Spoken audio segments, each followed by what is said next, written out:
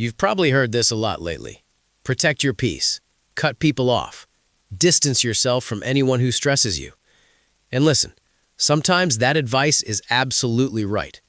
If someone is abusive, manipulative, or constantly draining you, creating distance isn't toxic. It's necessary. But here's the problem no one talks about. A lot of people aren't protecting their peace anymore. They're isolating themselves. They're cutting people off not because those people are truly harmful, but because they feel overwhelmed, stressed, or emotionally tired. And over time, something dangerous starts to happen. They end up alone. Because psychology shows something very simple but very important. You need peace, but you also need people. So the real question is this: how do you protect your peace without pushing everyone away? Let's talk about it. 1. Not every conflict means someone is toxic. Social media has made this word toxic way too common. One disagreement? Toxic. One misunderstanding? Toxic.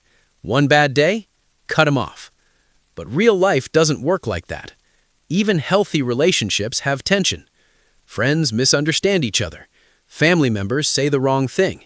Even people who genuinely care about you will mess up sometimes. That's normal. Now, yes, if someone consistently disrespects you, ignores your boundaries, or hurts you repeatedly, that's a different story. But if it's occasional conflict, cutting someone off might not be protecting your peace.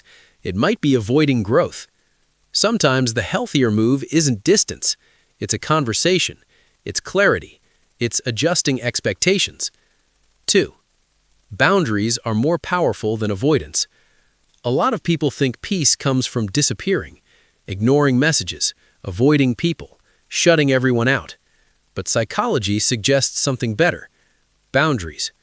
Boundaries don't remove people. They define how people can access you. It can be as simple as, "I'm not responding right now. I don't want to have this conversation. I'm not comfortable sharing that." You're still connected, but you're protected. And that's the difference. Avoidance creates distance. Boundaries create balance. 3. You don't have to be available all the time. One of the fastest ways to lose your peace is feeling responsible for everyone else's emotions.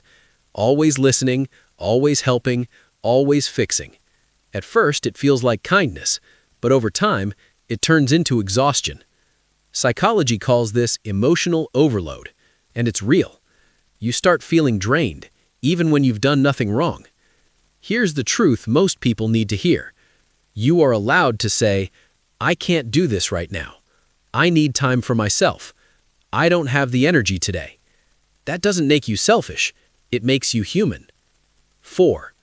Not everyone deserves full access to you.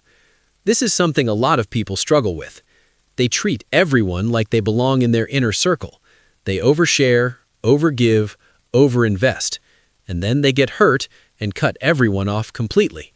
But there's a better way. Not everyone needs to be removed from your life. Some people just need less access to you. Think about it like levels. Inner circle, trust, vulnerability, closeness. Friends, connection but with limits. Acquaintances, surface-level interaction. You don't have to go from everything to nothing. You can simply adjust, and that alone can protect your peace. 5. Learn emotional detachment without becoming cold. Emotional detachment doesn't mean you stop caring. It means you stop absorbing everything. Someone criticizes you, you don't automatically take it personally.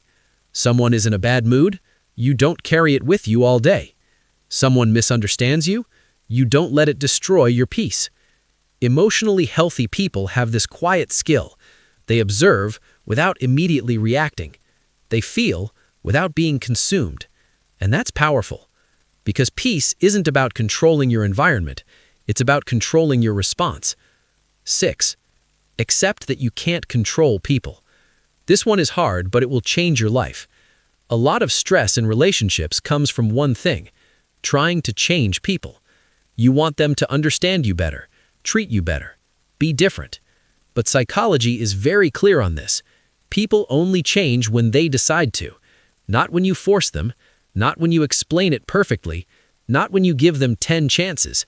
And once you accept that, something shifts. You stop trying to control them and start controlling your boundaries instead. Closing. Protecting your peace doesn't always mean cutting people off. Sometimes it means speaking up instead of walking away, setting limits instead of disappearing, stepping back without shutting down. Because real peace isn't isolation. It's balance. It's being able to stay calm while still staying connected to the people who matter. And once you learn that, you don't just protect your peace, you protect your life.